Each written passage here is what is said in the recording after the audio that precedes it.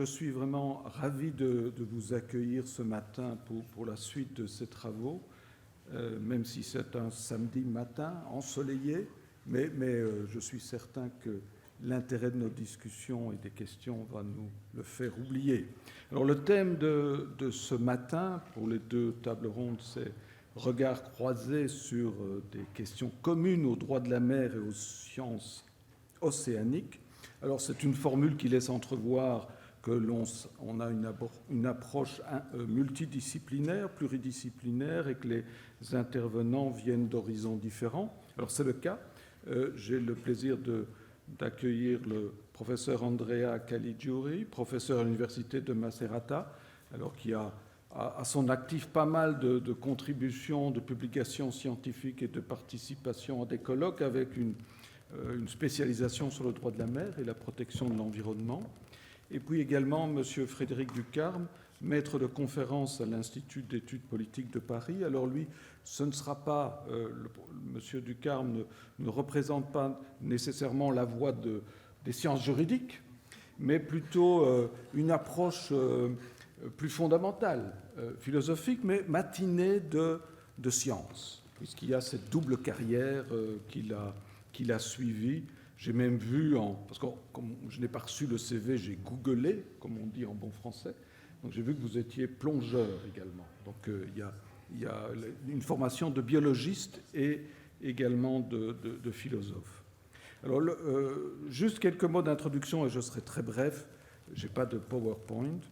Le thème de la première séance de travail, c'est la préservation et la restauration des mers et des océans.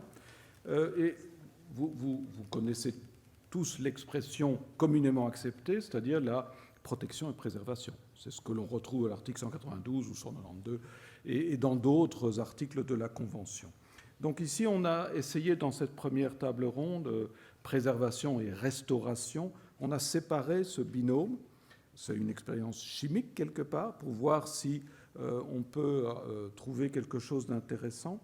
Alors, pour faire bref et de manière très simpliste, la protection, c'est protéger l'environnement contre un dommage. La préservation, c'est maintenir et améliorer l'environnement. La restauration, c'est plutôt la réparation, réhabilitation. Mais c'est assez simpliste. Et je mentionnerai quelques cas. S'agissant de la préservation, dans le cadre de l'océan ou des océans, on ne peut pas parler d'un océan qui serait dans son pristine état. Il est endommagé, il est under stress, sous pression. Donc comment faire, par exemple, on va le voir, peut-être le soumettre soumettre toute nouvelle activité à des exigences bien précises, comme des études d'impact ou l'approche ou le principe de précaution. Ça, c'est juste une réflexion pour lancer la discussion sur l'aspect préservation. S'agissant de la restauration, c'est un peu plus complexe parce que vous aurez sans doute observé que dans la Convention sur le droit de la mer, celle de 82, ça date, le terme restauration n'apparaît pas. On parle de restore, mais alors on parle de réhabiliter les stocks des espèces exploitées. Il y a juste 4 occurrences de ce terme. Par contre, dans le nouveau traité sur la haute mer, le terme apparaît dans des acceptions beaucoup plus classiques, c'est-à-dire restaurer les écosystèmes. J'utilise le terme restaurer en français, mais il n'y a pas encore la traduction n'est pas encore prête en langue française. Donc, en anglais, c'est restore, mais en français, disons que ce sera restaurer ou réhabiliter, ou restaurer la biodiversité dans le cadre des aires marines protégées, l'article 14. Mais je trahis le texte parce que le texte de l'article 14 ne fait pas seulement référence à restore. Le texte parle de protect, preserve, restore and maintain biodiversity and ecosystem. Donc, c'est un peu plus large que ça. Et alors, dernier point, c'est le mécanisme de financement qui parle également de rehabilitation and ecological restoration. Donc, on parle aussi de cela dans la possibilité de prendre des mesures, mais qui doivent être financées par ce fonds. Et alors, le dernier point que je voulais mentionner avant de céder la parole au professeur Caligiuri, c'est de dire que, bien sûr, lorsqu'on parle de restauration, il y a un aspect qui est important, dont il faut tenir compte, c'est le fait que la nature s'auto-régénère. Il y a une capacité de la nature à se soigner. Lorsqu'on pense à l'Amococadis, bon, c'est un peu vieux, mais voilà, c'est également dans les parages de la Convention, un peu avant. On parle de 20 ans pour qu'une pollution massive de l'océan ne laisse plus de traces, plus ou moins. Bon, 20 ans, c'est plus qu'une génération. Donc il y a une génération sacrifiée. La même chose dans un arrêt récent de la Cour internationale de justice qui ne concerne pas la mer, qui concerne 7 hectares de forêt entre le Costa Rica et le Nicaragua. Là, les parties s'opposaient sur le temps de la réparation, 20 ou 50 ans. Donc il y a là un aspect temporel, mais qui ne répond pas à la question de la restauration, c'est-à-dire le fait qu'il ne faut pas nécessairement attendre et qu'il faut prendre des mesures actives pour essayer de restaurer les écosystèmes. La nature vaut sans doute ce prix. Voilà pour ces mots d'introduction et je cède la parole directement au professeur Kaliou Djouri. Au lieu des 3 intervenants prévus à l'origine, nous avons 2 participants exceptionnels. Donc je crois qu'on peut donner 20 minutes maximum à chacun d'entre eux, ce qui permettra de laisser un peu de temps pour des questions, si c'est possible. Voilà, merci.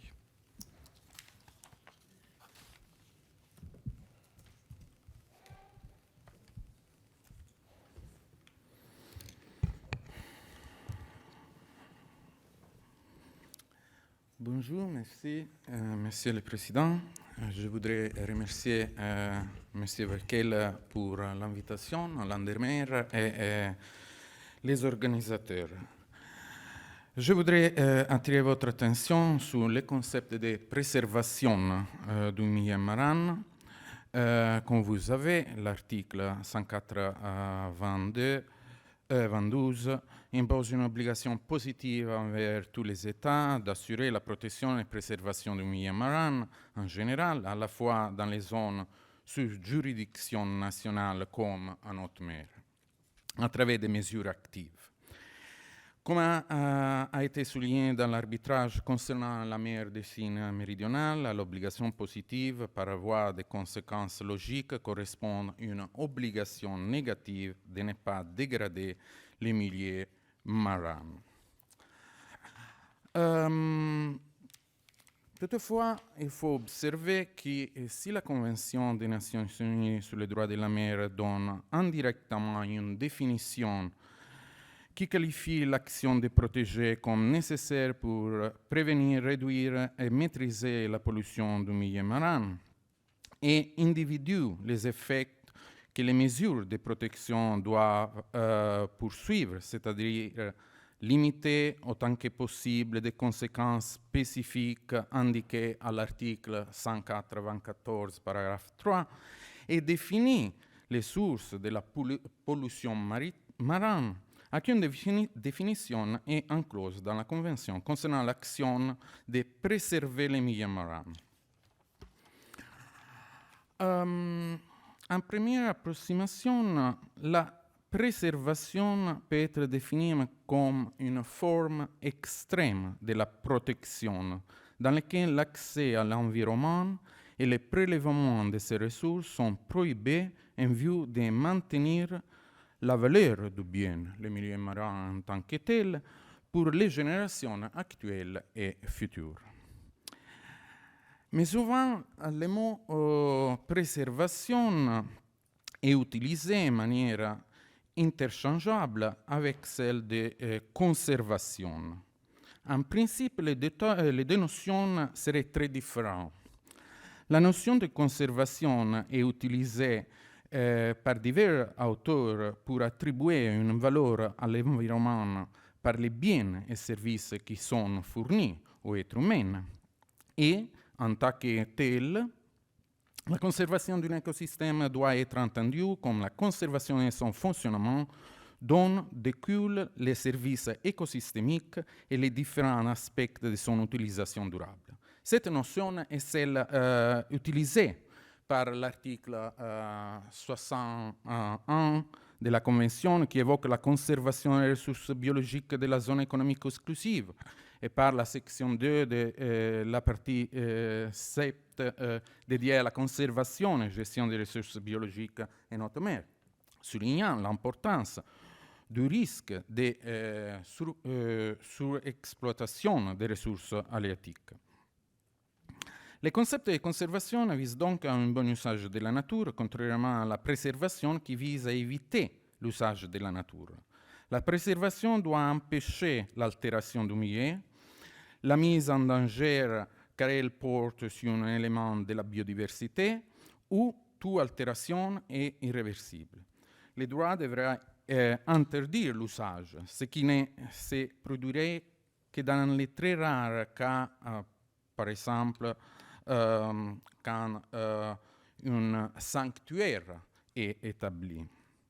Il faut souligner que récemment, l'accord BBNG a adopté le mot conservation au lieu de préservation, accompagné du mot utilisation durable. Donc, si l'on laisse de côté la question linguistique, il faut considérer et accepter que dans la Convention des Nations Unies sur les droits de la mer, les deux concepts de préservation et conservation doivent être identifiés. Le devoir de protéger et préserver les milieux marins doit être concilié avec la poursuite des activités anthropiques nécessaires à l'humanité, dont la réglementation est à la base du système de la Convention de Montego Bay. La partie 12 de la Convention est assez peu explicite sur la préservation du milieu marin. De manière significative, l'article 194 relative à la pollution marine au paragraphe 5 indique, fait en référence aux mesures nécessaires pour protéger et préserver les écosystèmes rares ou délicats, ainsi que l'habitat des espèces et d'autres organismes marins en régression, menacés ou en voie d'extinction.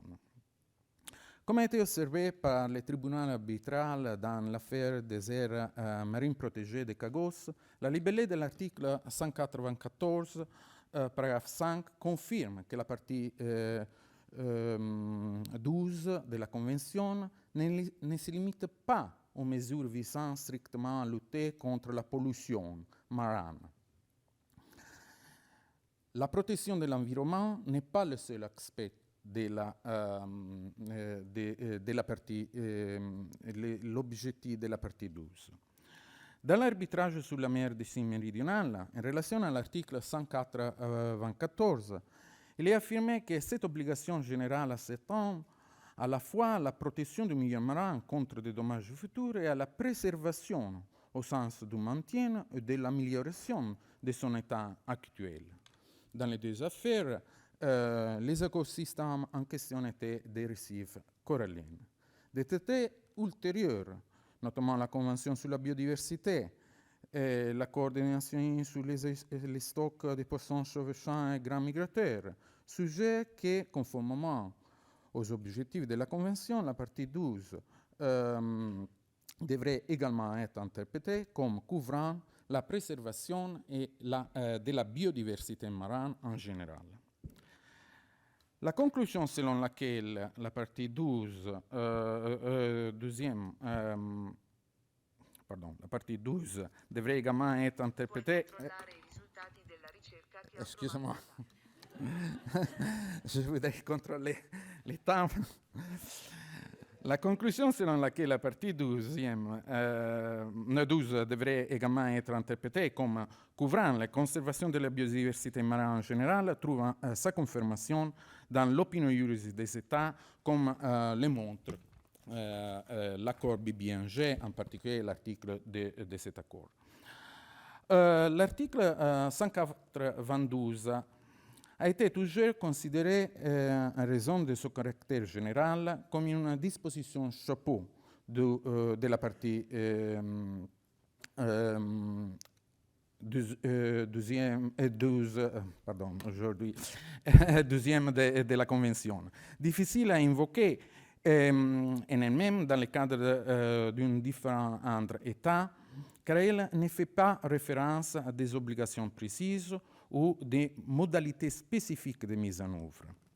Toutefois, dans la décision arbitrale relative à l'affaire de la mer des Signes méridionale, le tribunal arbitral a valorisé la relation entre ces parties de la Convention et les autres règles de droit international applicables pour interpréter l'article 192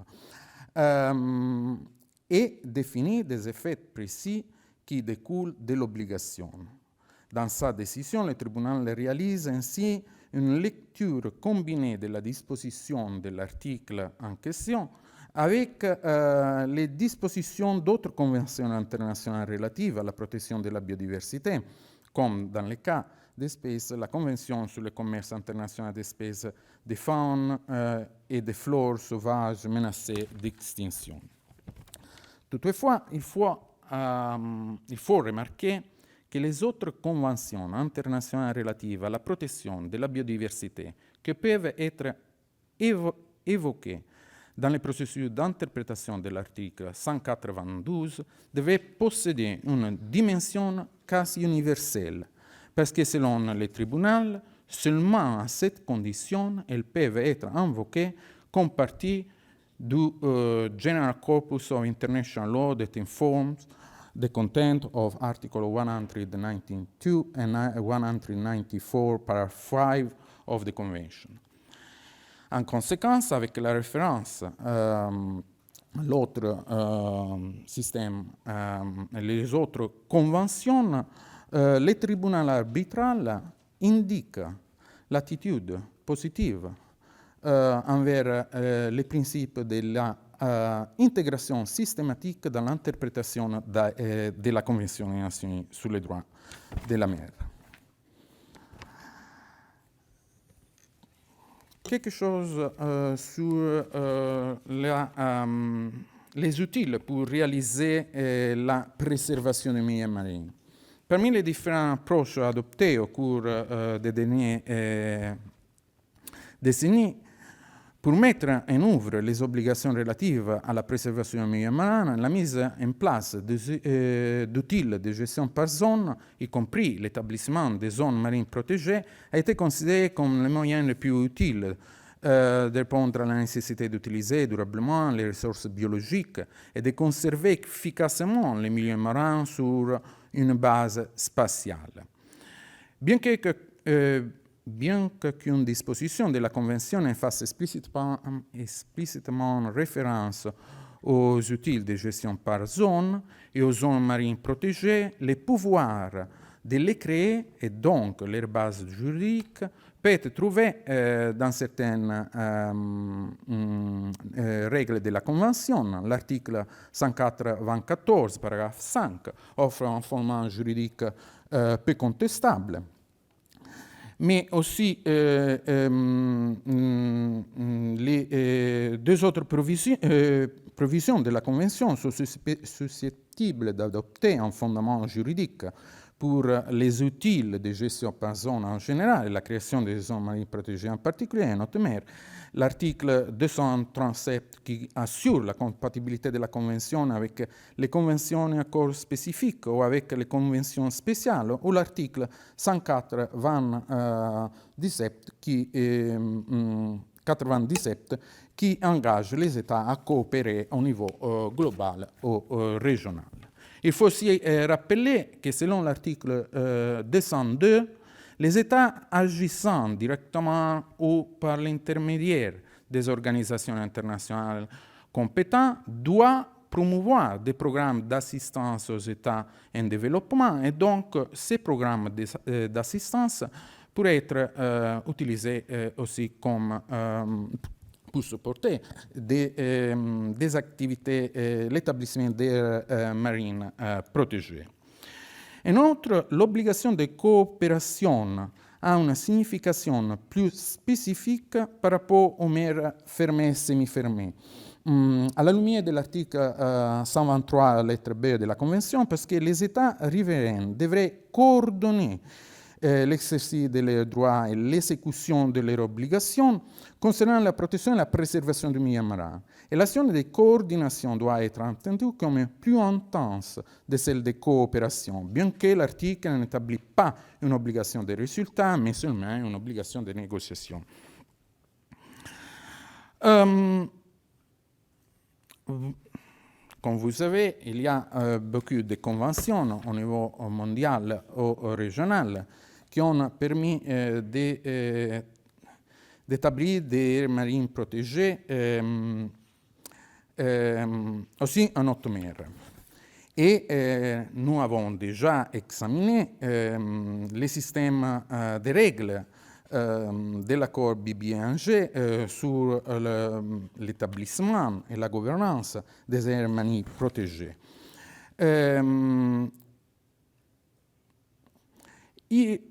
Dans le cadre de l'accord de BBNG, il faut souligner avec intérêt l'article 19, paragraphe 4, qui pour renforcer la coopération et la coordination internationale ainsi que concerne la conservation et l'utilisation durable de la biodiversité marine au-delà des juridictions nationales, donne à la conférence des parties la possibilité d'envisager et, le cas échéant, d'élaborer un mécanisme concernant les outils de gestion par zone existants, y compris les zones marines protégées, adoptés par les instruments et cadres juridiques pertinents. Mais rien de plus est dit sur le fonctionnement de ces mécanismes. Plus en général, une observation pour ce qui concerne l'effet du futur traité sur l'État non contractant. Il faut observer qu'en tant qu'accord d'application de la Convention, l'accord BBNG aspire à devenir un accord quasi universel et que, comme il a été pour la gestion de la zone internationale des fonds marins et la création de l'autorité, il créera un régime juridique objectif qui s'imposera aux États non contractants. Pour des raisons pratiques, il est aussi envisageable l'opportunité que la conférence des parties promue des mémorandums d'entente avec les États non partis pour le respect des aires marines protégées qui seront créées. Et pour conclure, une observation sur l'article 145 de la Convention concernant la protection du milieu marin dans la zone. L'article a pour objectif de protéger efficacement le milieu marin des effets nocifs que pourraient avoir les activités menées dans la zone. Il confie cette mission principalement... N'est pas possible. Et confie cette mission principalement à l'autorité internationale des fonds marins. Ceci doit adopter à cette fin des règles et règlements, procédures appropriées, notamment pour faire face, entre autres, à toute perturbation de l'équilibre écologique du milieu marin et pour protéger et conserver les ressources naturelles de la zone et prévenir les dommages à la flore et à la faune marine. Toutefois, l'article ne mentionne pas explicitement la préservation, qui dans la zone semble n'être pas l'autre face de la protection du milieu marin, comme l'indique l'article 192. Il y a une absence de règles strictes et explicites concernant la préservation de la biodiversité de la zone. Mais si l'article ne parle directement de préserver le milieu marin, il indique la nécessité de prévenir, réduire et maîtriser toute perturbation de l'équilibre écologique du milieu marin de la zone qui ressemble à une activité qui doit être reconduite à la préservation, parce que seulement des activités de préservation, comme l'utilisation des outils de gestion par zone, ont la capacité de maintenir l'équilibre écologique de la zone. Il faut aussi préciser Ce que nous avons déjà vu pour les milieux marins en général, c'est-à-dire que le concept de préservation doit être entendu comme conservation de l'écosystème et de son utilisation durable aussi dans la zone. Comme vous savez, l'autorité internationale du fonds marin a exercé ses pouvoirs et a adopté une approche écosystémique. Les compétences de l'autorité internationale des fonds marins peuvent aller jusqu'à l'interdiction de l'exploitation. Ainsi, le Conseil peut exclure certains espaces de la mise en exploitation s'il a de sérieuses raisons de penser qu'il en résulterait un risque de dommages graves pour le milieu. Ces mesures sont, dans la substance, mesures de préservation du milieu marin. Et en effet, conformément à l'article 145, l'autorité a adopté en 2012 une décision en plan régional de gestion de l'environnement pour la zone Clarion-Clipperton dans le Pacifique. C'est ça, est un modèle à la base de l'activité future de l'autorité internationale des fonds marins, qui a d'autres zones qui pourraient être intéressées dans de ces régimes de protection. Bien, c'est tout. Merci.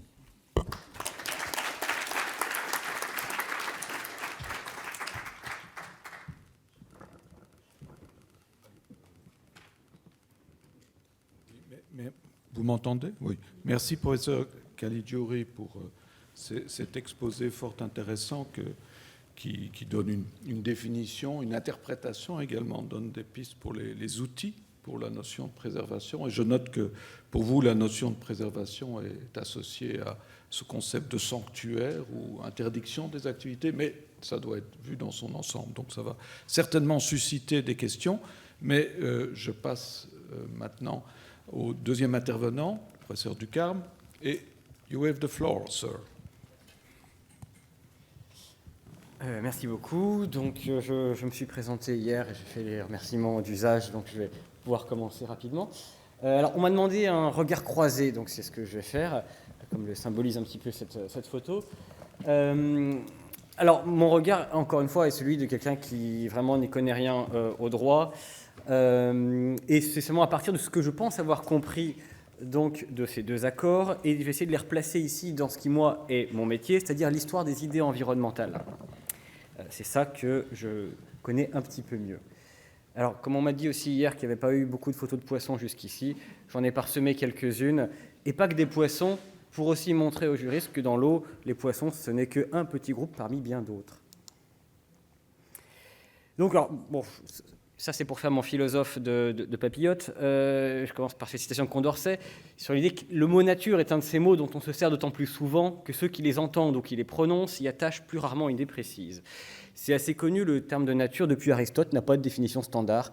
Aristote en énumère d'abord 4, puis 2 autres dans un autre livre, lui-même ne semble pas avoir très bien compris de quoi ça relevait. Ça n'a pas été beaucoup mieux par la suite. Beaucoup de philosophes ont essayé de donner une définition, ça n'a jamais très bien marché. Ça a été l'objet de ma thèse, et j'ai essayé justement, moi, d'avoir une approche historique de ce que pouvait être l'idée de nature. J'ai mis ici quelques amis de Jean-Pierre Gattuso, qui pourra nommer pour vous. Alors, surtout, une des questions que je me suis beaucoup posée dans mon travail, c'est que protègent les protecteurs de la nature? Parce que la nature, c'est un concept. Quand vous sortez voir la nature, vous ne voyez jamais la nature. Vous allez voir des arbres, vous allez voir des écosystèmes, vous allez voir plein de choses. Jamais vous pourrez dire « Ah, ça y est, j'ai vu la nature, elle était là ». C'est un peu comme Dieu. Elle est à la fois toujours présente et toujours un petit peu absente. Elle est toujours métonymique, la nature. D'ailleurs, quand vous rencontrez un naturaliste, quelqu'un qui aura passé la moitié de sa vie en Guyane, et que vous dites « Ah, ce week-end, je suis allé un peu dans la nature, dans la forêt de Fontainebleau », il va doucement rigoler, il va se gausser, le naturaliste. Dire « Mais Fontainebleau, voyons, ce n'est pas la nature ». Si, en fait, tout est nature à sa manière. Mais voilà, il y a plusieurs façons d'être de la nature. Les protecteurs de la nature, qu'est-ce qu'ils vont regarder? Ils regardent plusieurs choses. Alors, ça, c'est vraiment une des cathédrales de mon travail, des grands aboutissements de ma thèse. D'une part, ce qu'on va regarder, c'est les ressources naturelles. Ça, c'est assez facile, parce que c'est un capital. C'est inséré dans l'économie, dans l'alimentation. Tout à l'heure, nous allons déjeuner. Donc, nous allons nous approprier des ressources naturelles que nous allons assimiler. Donc, les ressources naturelles, c'est ce qu'on peut appeler aujourd'hui un capital naturel qu'on doit entretenir pour le faire fructifier de manière durable. Il y a plein de professionnels qui s'occupent de ça, qui vont être des administrateurs, des gestionnaires de ressources. Pour le bois, ça va être beaucoup l'ONF en France, qui a une histoire longue et glorieuse depuis les eaux et forêts créées au Moyen-Âge, mais aussi tout ce qui va être le commerce alimentaire, par exemple. Tout ça, c'est des ressources naturelles. On ne mange rien de complètement artificiel. Ensuite, une autre chose qu'on va essayer de protéger, c'est notre environnement. Là, c'est très différent. On parle de notre cadre de vie, de l'air qu'on respire, de l'eau qu'on boit, de ce qui nous entoure de manière plus générale, des risques aussi. On n'a pas très envie d'être ni inondé, ni asséché, ni subir des volcans, toutes sortes de catastrophes. Donc on a besoin d'une salubrité, d'une esthétique, c'est toujours mieux. Regardez, nous sommes dans un joli cadre aujourd'hui, c'est pas pour rien. Et généralement d'une compatibilité avec les activités humaines. Je vous assure qu'il n'y a pas de crocodile dans cette salle. Vous n'avez pas à avoir peur. Mais ça, c'est pas rien. On est content qu'il n'y ait pas de crocodile dans cette salle. Et ça a été pensé, c'est fait en sorte que vous ne risquez rien théoriquement dans cette salle. Parce que nous sommes dans un environnement qui est théoriquement compatible avec l'activité que nous avons décidé de faire aujourd'hui. Vous pouvez donc ranger vos couteaux. Ça, ce souci-là va être celui des aménageurs, des paysagistes, des architectes et de manière générale de la santé publique, ou même de la sécurité publique, pour le cas des crocodiles. Ensuite, un autre souci va être celui des écosystèmes. Ça, c'est le souci, cette fois-ci, des biologistes et des écologues, qui sont, pour les écologues, une discipline relativement récente, qui, eux, vont s'intéresser à des choses très différentes, à ce concept de biodiversité, qu'on a évoqué tout à l'heure, qui apparaît en 1992 à la Convention de Rio, donc qui est assez récent, et aussi à des notions de processus biophysiques, voire biogéophysiques. Donc, ils vont avoir une approche processuelle, évolutive notamment, mais aussi avec tous ces grands cycles du carbone, de l'azote, etc. Et donc, évidemment, ils ne pensent pas du tout en objet, ils pensent en flux. C'est très différent. Un animal, il est destiné à mourir, et peut-être qu'il se sera reproduit avant ça. Et en tant que tel, il participe à des flux. Un animal meurt rarement dans son lit, généralement il a une mort horrible et cruelle, mais ce qui lui permet d'être assimilé par un autre animal. Merveille. Ensuite, une autre approche qui est celle du patrimoine naturel. Celle-là, elle est extrêmement culturelle, et elle va s'intéresser à des sites ou des espèces d'intérêt patrimonial, parce qu'on leur confère une valeur esthétique, culturelle ou historique. Je vous ai mis ici le Mont Blanc. Voilà. Le Mont Blanc, c'est juste un gros tas de cailloux, qui a l'honneur d'être le plus haut tas de cailloux d'Europe. Donc, on considère que c'est un symbole. C'est un site classé. À côté, vous avez mis un panda, qui est un animal relativement inutile, assez bête, mais qui est un symbole. Chaque jour, des dizaines d'espèces de grenouilles s'éteignent dans le plus parfait anonymat, mais le jour où le panda s'éteint, ce sera un drame mondial. D'où le fait qu'il y a des milliards de dollars mis sur le panda. Or, le jour où le panda s'éteint, je vous assure qu'écologiquement, il ne se passera pas grand-chose parce qu'il joue un rôle dans ses propres forêts assez limité, finalement. C'est très mignon. Enfin, un autre souci qui est beaucoup plus récent, qui est celui de la biosphère, qui s'intéresse cette fois-ci aux conditions de la vie sur Terre telles que nous la connaissons. Parce que la Terre, c'est un ensemble de paramètres. Je vous ai mis une carte arbitraire avec, vous voyez, des paramètres qui varient.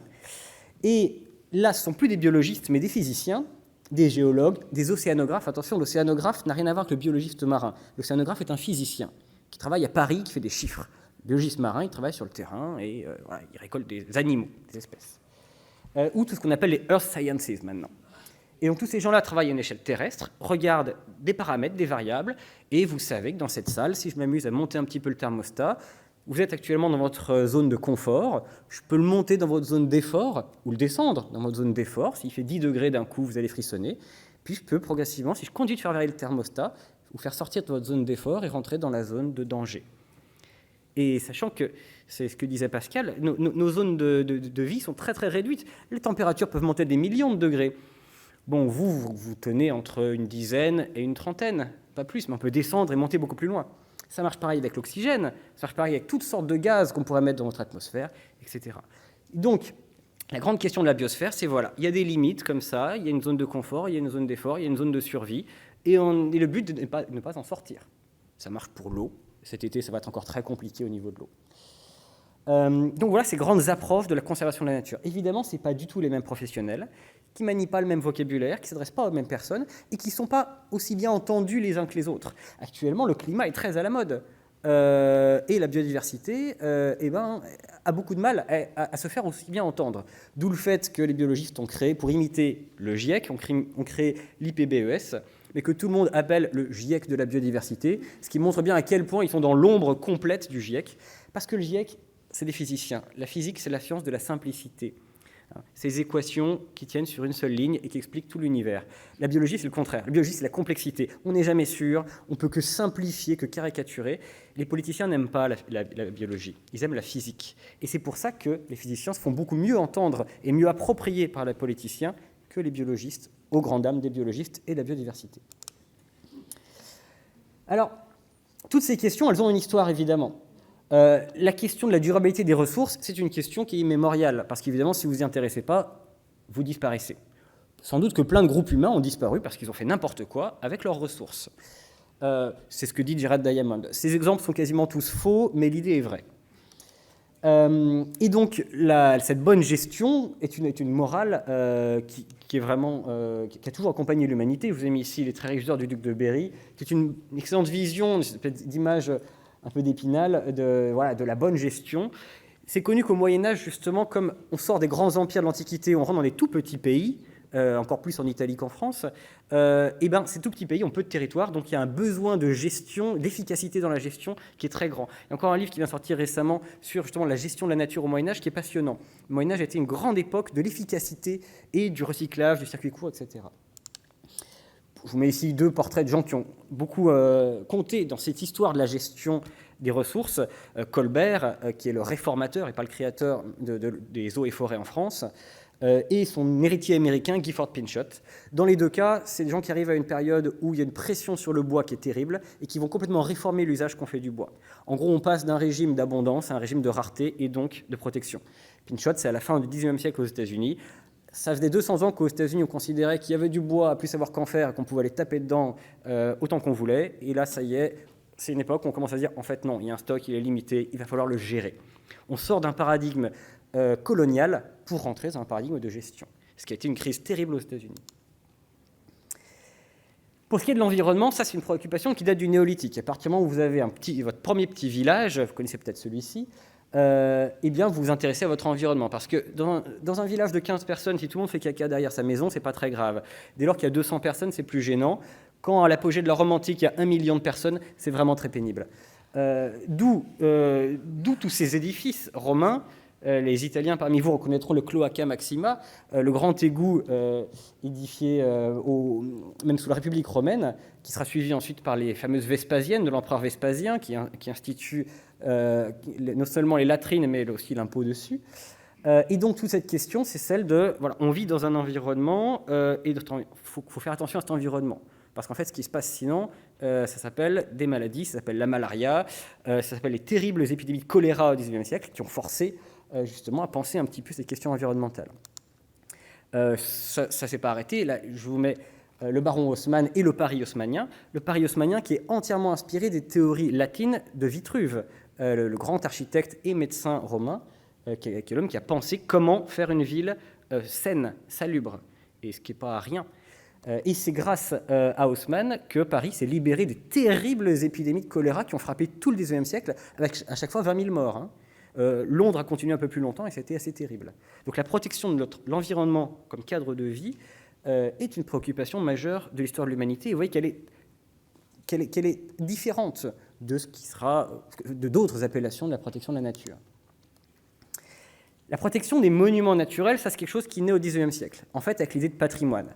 L'idée de patrimoine procède de l'idée de nation. C'est presque la même étymologie. Hein. La nation, c'est là et ce par quoi on est né. Le patrimoine, c'est ce qui a rapport à nos parents. Et donc, c'est les nationalismes qui ont fait émerger la notion de patrimoine. On s'est mis à patrimonialiser les choses, à commencer par un patrimoine culturel, des choses comme la cathédrale Notre-Dame de Paris, et puis progressivement un patrimoine naturel, pour ancrer justement dans le territoire cette mythologie nationale. L'Amérique s'y est énormément investie, notamment parce que l'Amérique avait peu de patrimoine culturel, donc ils sont surinvestis sur le patrimoine naturel, ont créé leurs fameux grands parcs nationaux, et eux, n'ayant pas de belles cathédrales médiévales, à la place, ont donné des noms, d'ailleurs religieux, à toutes sortes de monuments. Vous avez ici le dôme de Yosemite, qui essaye de rivaliser avec un autre dôme à Florence. Et c'est comme ça partout. Vous avez la Monument Valley. N'allez pas à la Monument Valley pour voir des monuments. Vous ne ferez pas grand-chose. Par contre, si vous êtes géologue, ce sera passionnant. Et donc, ça, après, ce paradigme américain est revenu en France, enfin en Europe, d'abord dans les colonies d'ailleurs, puis à la fin des colonies, dans l'Europe continentale. C'est là aussi qu'on s'est mis à commencer à protéger les espèces charismatiques. Mais justement, le panda, des choses comme ça, des espèces belles, on ne pensait pas du tout en termes de biodiversité ou de processus écologiques. Ça, c'est arrivé après. L'essor de l'approche écologique, c'est vraiment, elle se pense dans l'entre-deux-guerres et elle se met en application après la Seconde Guerre mondiale. Et c'est là qu'on va commencer à penser vraiment la protection de la nature en termes de processus dynamiques, et plus simplement en objet inerte qu'on pourrait protéger au même titre qu'on protège une cathédrale. Non, votre poisson, à un moment, il va mourir. Il ne faut pas protéger un poisson, il faut protéger une population de poissons. Et pour protéger, si vous aimez bien les petits poissons demoiselles comme cela, et bien pour les protéger, il va falloir protéger le corail aussi, parce qu'ils ne peuvent pas vivre sans le corail. Et pour protéger le corail, il faut protéger d'autres choses, etc., etc. Donc on pense de manière beaucoup plus globale. Et d'où une attention particulière à la nature ordinaire, pas seulement aux belles espèces charismatiques, parce qu'un tigre, à un moment, il faut qu'il mange, hein, donc il va falloir protéger aussi les animaux qui mangent et leur habitat. Et attention aussi à des processus invisibles. Et oui, le CO2, une bonne vieille marée noire, c'est pratique. On voit exactement ce qui se passe. Le CO2, c'est beaucoup plus compliqué. Et c'est là qu'on passe aussi du parc naturel. Et la grande époque en fait, des parcs nationaux, c'est vraiment l'entre-deux-guerres et jusqu'aux années 60-70. Et là, on passe à un paradigme de la réserve biologique qui est très différent. Ce n'est pas du tout les mêmes endroits et ce n'est pas le même mode de gestion et ce n'est pas pour les mêmes raisons qu'on protège ces aires-là. Bon, là, je vous mets le portrait d'Aldo Leopold, qui est vraiment un des hommes qui a fait le passage de ça aux États-Unis, qui est mort en 1948, c'est son grand ouvrage posthume, et en 1949, et c'est vraiment là qu'est la bascule intellectuelle. Et donc, ça, c'est pour vous montrer que l'essentiel de la biodiversité est invisible et inconnu. Par exemple, ici, vous avez 5 embranchements du vivant. C'est que des animaux, ce que vous voyez là. Il n'y a pas de végétaux. Il y a au moins 5 embranchements différents de vivants. Il y a quelques personnes dans la salle qui doivent pouvoir les identifier tous les 5, mais pas tout le monde. Tout ça, c'est des animaux. Et ce n'est pas du tout les mêmes, ils sont très variables. Et bien ça fait partie de la biodiversité marine, et c'est des animaux qui sont très importants, en fait, à plein de processus marins, parce que c'est beaucoup des filtreurs. Et donc voilà, on ne protège pas que les dauphins. On aime tous les dauphins. Mais on ne protège pas que les dauphins quand on protège la mer. On protège aussi tous ces trucs-là. On protège des tuniciers, on protège des éponges, on protège des polychètes, on protège toutes ces choses-là. Et donc, la biosphère, évidemment, c'est une notion qui est beaucoup plus récente, qui cette fois-ci est une pensée en système clos, c'est le système Terre, pris comme une unité, une entité, un milieu, pourrait-on dire, et avec une approche qui est celle de la physique quantitative. Et ça, évidemment, c'est illustré aujourd'hui par des choses comme le GIEC, que je ne vous présente pas. Et donc, qu'est-ce qui s'est passé entre ces deux grands rendez-vous de 1973 et de 2023 ? Eh bien, il s'est passé pas mal de choses, justement. Et beaucoup de changements de paradigme, et notamment l'émergence complètement du paradigme du réchauffement climatique.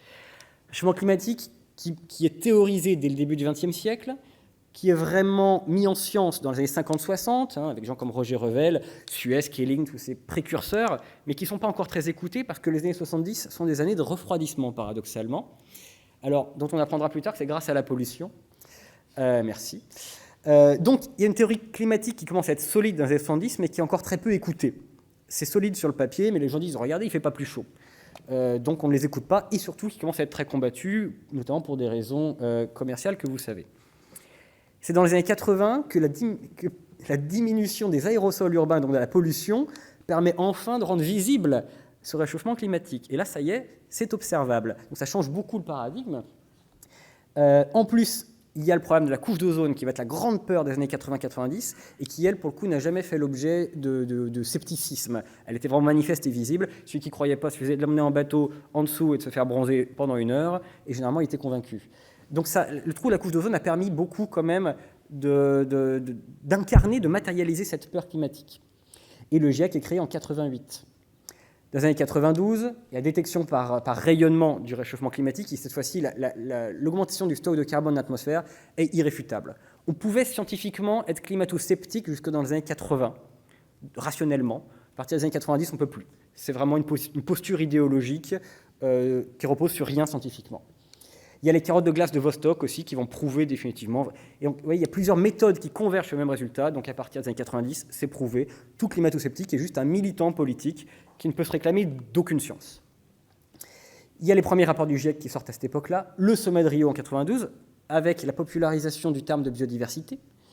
Et les grands blanchissements coralliens, notamment celui de 97 dans l'océan Indien, qui là aussi apporte une preuve vraiment manifeste qu'il se passe quelque chose qu'on n'avait jamais observé avant dans cette ampleur-là. Dans les années 2000, c'est là qu'apparaissent les premiers grands événements, les premières catastrophes attribuables au réchauffement climatique. C'est-à-dire qu'il est vraiment matérialisé et les catastrophes qui n'étaient que prédites sont là, apparaissent. Les cyclones deviennent beaucoup plus forts, les étés beaucoup plus chauds, etc. Et surtout, les années 2000, ça permet la confirmation des modèles à long terme des années 70. Donc, ça y est, on a la preuve que les projections des années 70 se sont réalisées, sont vraies. Donc là aussi, le climato-scepticisme perd tout fondement scientifique. C'est l'apparition du concept d'anthropocène. Et le GIEC qui récolte le prix Nobel de la paix en 2007. Dans les années 2010, la limite des 1 degré est dépassée. On assiste à une fonte massive des glaces, autant polaires que des calottes glaciaires de glaciers, et à des grands événements marins tristes qui sont loin d'être terminés. Donc voilà tout ce qui s'est passé entre les deux, d'où le fait que, évidemment, le vocabulaire ne va pas être le même entre ces deux rendez-vous, et les enjeux ne vont pas être les mêmes non plus, y compris l'approche qu'on a de la conservation. En gros, pour schématiser par un schéma, on passe d'un paradigme qui était celui de la protection contre ou après des préjudices ponctuels. Ces bonnes vieilles marées noires. Le bon vieux temps des marées noires, c'était tellement simple. Là, j'ai mis le Torrey Canyon de 67, qui était la grande marée noire des années 60, qui a vraiment marqué l'opinion et qui a sans doute beaucoup aidé pour la CNUDM. Elle a été suivie ensuite, la Moco Cadiz, l'Erika, etc. On en a eu une belle collection. Donc, il y avait cette idée qu'on a une catastrophe ponctuelle, il y a un jour J, et donc le but est d'arriver à une réparation, donc une restitution ad integrum. Voilà. Pour l'Erika, on prend l'état de la Bretagne en 98, l'Erika est en 99, et on essaye que, pendant les années 2000, de revenir à l'état de référence de 97. Ou si on ne peut pas faire une réparation, il y aura un paiement sur évaluation monétaire. Donc c'est une approche qui est patrimoniale et environnementale, beaucoup pensée en termes de ressources, d'où le fait qu'il y a un proxy économique, et une approche qui est anthropocentrée et internationale dans le sens que c'est entre des nations, ou parfois même nationales, quand la catastrophe est extrêmement nationale. Là, avec BBNJ, on arrive au contraire à un paradigme de préservation, ce que les biologistes appelleraient plutôt conservation, de fonctions biologiques face à une menace qui est diffuse et où il n'y a pas d'après. C'est-à-dire qu'on ne peut pas dire, on attend que le réchauffement climatique soit terminé, une fois que c'est terminé, on regarde qui est coupable, il va payer tant, et, voilà, et tout rentrera dans l'ordre. Là, il n'y a pas d'après. On est en plein dedans, et c'est parti pour un petit moment. Et donc, comme en plus c'est un processus qui s'accumule, le fait de revenir à un état antérieur devient complètement impensable, absurde. Comment vous allez remettre de la glace dans les Alpes pour aller mettre des glaçons un par un? Ils vont fondre, vos glaçons. Donc ça va être très compliqué. D'où le fait que l'idée maintenant est de limiter et contrôler les effets du changement et de toutes ces pressions, parce qu'il n'y a pas que le réchauffement climatique, et accompagner l'adaptation. Mais ça, c'est un processus qui est continu, qui est permanent et qui est total.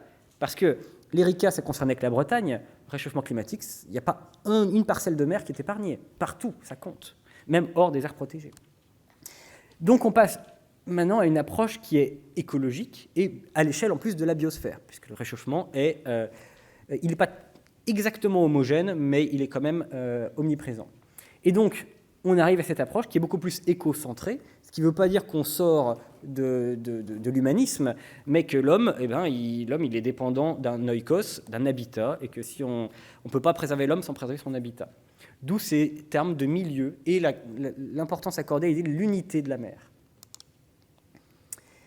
Donc, maintenant, la préservation, quelle forme elle doit prendre? Et c'est ça qui est très compliqué. Est-ce que c'est de la restauration active? Est-ce que c'est de l'ingénierie? Ou au contraire, une conservation passive qui peut passer notamment par les aires marines protégées. Parce qu'il se passe des choses dans les aires marines protégées. En fait, c'est actif. Simplement, ce n'est pas nous qui agissons dans une AMP. C'est la nature qui agit. Mais parfois, elle a besoin d'aide. Et ça, c'est une vaste question, pour le coup, de philosophie de l'écologie. Est-ce que, si on aide la nature, est-ce que c'est toujours la nature? Jusqu'où peut-on l'aider? Est-ce qu'il faut qu'il n'y ait plus que des OGM partout, insérer des super gènes de résistance à la chaleur dans tous les animaux de la Terre? Est-ce que ce sera encore la nature après? Enfin, voilà.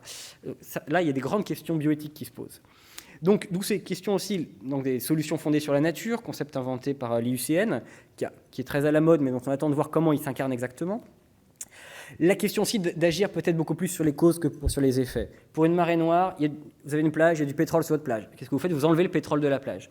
Bon, il y a du CO2 dans l'océan. Même il y a toujours eu du CO2 dans l'océan. Simplement, là, il y en a un peu trop. D'où il vient, etc. Donc, plutôt agir sur les causes que sur les effets. Vous n'allez pas enlever le CO2 de l'océan à la petite cuillère. C'est long, c'est pénible. Et se méfier aussi des solutions miracles. Et là aussi, mettre des lunettes de soleil dans l'atmosphère, ces choses comme ça, c'est des solutions d'ingénieurs, de physiciens, ça fait hurler les biologistes. Parce que si vous obscurcissez la haute atmosphère, vous diminuez la photosynthèse. Or, la photosynthèse, c'est quand même le principal puits de carbone, donc ce n'est pas une très bonne idée pour lutter contre un réchauffement. Donc c'est là que se posent vraiment des grandes questions scientifiques actuellement, mais qui concernent évidemment le juridique et le réglementaire. Je vous remercie pour votre attention.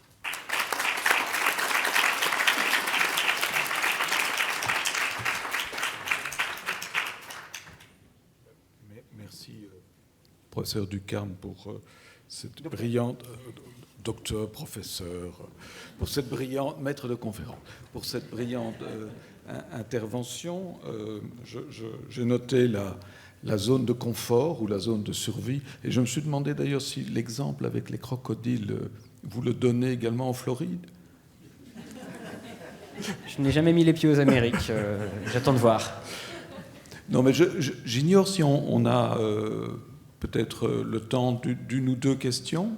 Oui? Alors,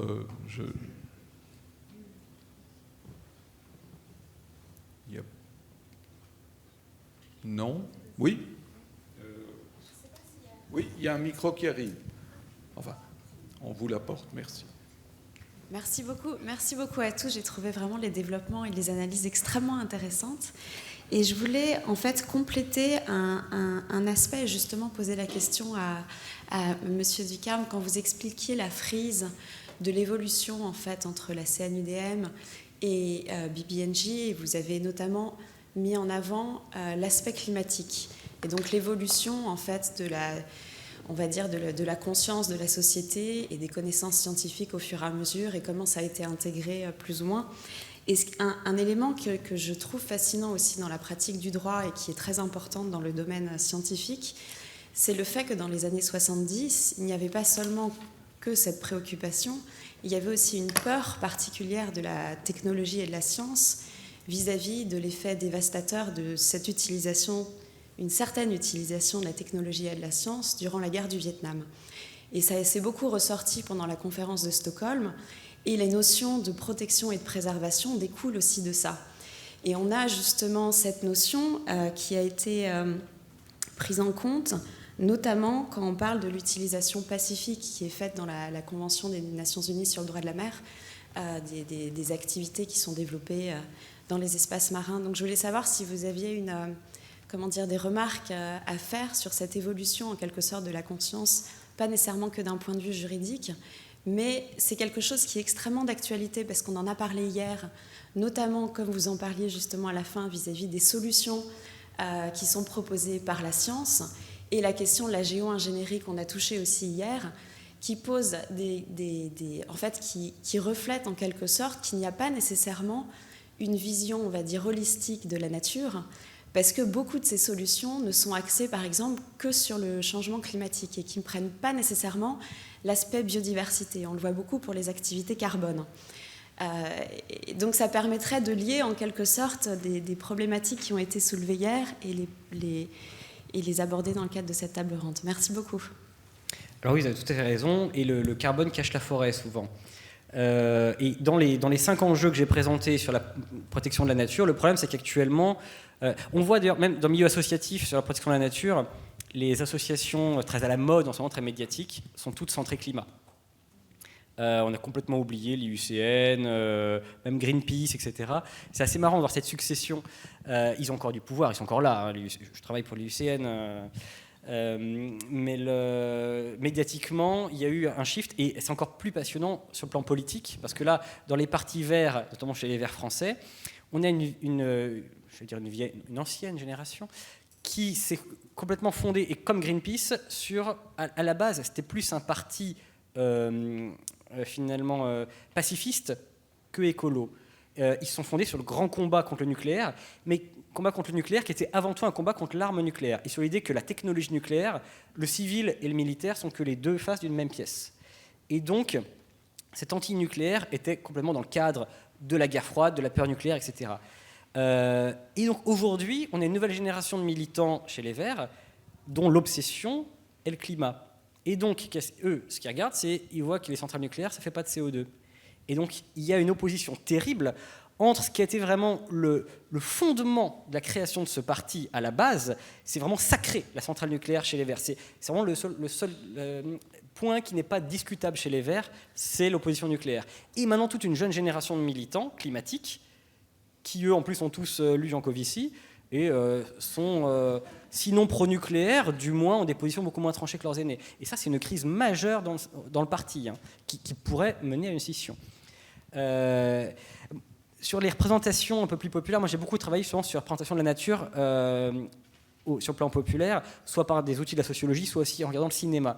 Et c'est très intéressant de voir comment tout le cinéma catastrophe de la guerre froide, qui tournait autour en gros de la peur nucléaire, de la bombe, très important au Japon, dans le manga japonais, hein, la catastrophe, le post-apocalyptique, etc. Et ben aujourd'hui, la catastrophe climatique a remplacé ça. Mais d'ailleurs, remplacé de manière parfois très, très artificielle. En fait, tous les films de Roland Emmerich, c'est des films catastrophes, et le réchauffement, d'ailleurs, prend les mêmes formes, finalement, qu'une bombe atomique, parce que ça arrive un jour J, c'est il y a un jour du réchauffement. Ah, avant, il faisait plutôt bon, puis là, d'un coup, il fait soit 200 degrés, soit moins 50. Ce qui n'est pas très conforme aux prévisions, même les plus pessimistes du GIEC. Et c'est marrant comment, voilà, dans le catastrophisme culturel, les codes de la catastrophe nucléaire ou technologique ont été recodés justement dans maintenant le film entre guillemets écolo, enfin, en tout cas de catastrophe naturelle et catastrophe écologique. Et ils ont d'ailleurs la même métaphore qui est celle du film Don't Look Up, qui est celle de la météorite. Mais la météorite, en fait, c'est beaucoup plus la métaphore d'un missile que d'une crise écologique. Alors que le film, pour le temps, clairement, se veut la métaphore de la crise écologique. Une bien meilleure métaphore de la crise écologique, pour moi, ce serait la série Game of Thrones, où là, on a plutôt une armée des morts qui s'avance lentement, très lentement, pendant que les politiciens discutent de qui y va en premier. Pour moi, c'est une bien meilleure métaphore de ce qui se passe au niveau climatique. Merci. On a le temps pour il y a deux questions. Peut-être les deux dernières questions, oui.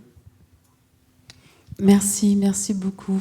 Carole Martinez de Medpan. Mon commentaire et ma question s'adressent à Monsieur Frédéric Ducarme. Merci beaucoup pour cette brève fraise historique. L'influence du mouvement romantique en Europe, mais aussi le mouvement Wilderness aux États-Unis aurait pu être mentionné. Et vous avez présenté une sorte de dichotomie entre conservation active ou passive. Dans les aires marines protégées, on fait aussi de la restauration et de la conservation active. J'aimerais avoir, justement, puisqu'on parle de regard croisé, votre regard sur ce qui est de plus en plus bruyant en ce moment, notamment en Europe, sur ce souhait, entre guillemets, de réensauvager notre vieux continent avec le mouvement de rewilding. Quel est votre regard là-dessus comme philosophe en veillant à ce que ça implique aussi d'un point de vue écologique, puisque réintroduire des espèces qui ont disparu ou qui ont été évincées en raison de nos activités économiques, ça ne se fait pas avec un coup de baguette magique. Merci. Avant de répondre peut-être à la dernière question, on peut grouper. Merci, c'est Athanase Essaki, avocat et doctorant en droit. Ma question s'adresse à M. Andrea. J'ai suivi que pendant votre exposé, vous avez évoqué la question des aires marines protégées. Alors, il est sans nul doute que les mers et les océans font à ces jours l'objet d'une surexploitation et d'une surpêche. Et pensez-vous que les aires marines protégées s'avèrent toujours efficaces pour assurer la protection de ces zones, donc des océans et des mers? Merci. Monsieur Ducarme, vous commencez? Oui. Alors, je vais aller très vite parce que c'est un thème beaucoup trop vaste pour que je puisse y répondre de manière satisfaisante en si peu de temps. C'est effectivement un mot à la mode, le réensauvagement, qui peut désigner plein de choses. C'est à la fois simplement faire revenir de la spontanéité dans nos espaces naturels, ce qui est très bien, ce qu'on fait un peu depuis toujours finalement. Ça peut être faire de la réintroduction plus ou moins dirigée, ce qui peut être fait de manière très scientifique, les vautours dans les causses par exemple, ou de manière un peu plus Jurassic Park, comme toutes les histoires qu'on nous sort depuis 50 ans d'ailleurs. C'est toujours pour demain que le mammouth. Bon, moi, ça fait 36 ans que c'est pour demain, le mammouth, je l'attends, j'adorerais. Le dodo, pareil. En fait, bon, un animal, l'approche écologique d'une espèce, c'est l'oikos, c'est le lien entre l'espèce et son habitat. Le mammouth, son habitat a disparu. Vous allez mettre des éléphants poilus en Russie. Ils vont dévaster la pauvre Russie parce que les écosystèmes russes ne sont pas du tout adaptés à avoir un animal pareil. Donc ça n'a aucun intérêt. Là, on est vraiment dans le Jurassic Park. Donc voilà, c'est très très vaste et effectivement c'est très idéologique, c'est pour ça que c'est beaucoup de philosophes qui s'en saisissent, chacun à sa manière. En France, il y a Virginie Maris qui a plutôt une approche de la renaturalisation, où il y a mon ancien camarade et ami Baptiste Morisot qui a une approche beaucoup plus vitaliste, presque une mystique du sauvage.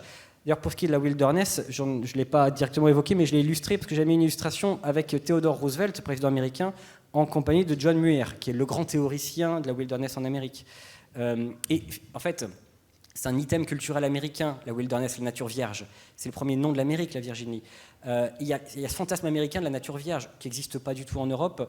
L'Europe n'a jamais été vierge, puisque après les dernières grandes glaciations, les humains ont fait partie des premières espèces à reconquérir. Il n'y a jamais eu d'Europe sans humains, depuis les dernières glaciations où il n'y avait juste plus personne. Donc le fantasme du vierge en Europe, il n'est pas très justifié ni scientifiquement ni culturellement. Mais après, voilà, la renaturation, il y a plein de belles choses à faire. Merci, professeur Caligiuri. Vous aurez le mot de la fin.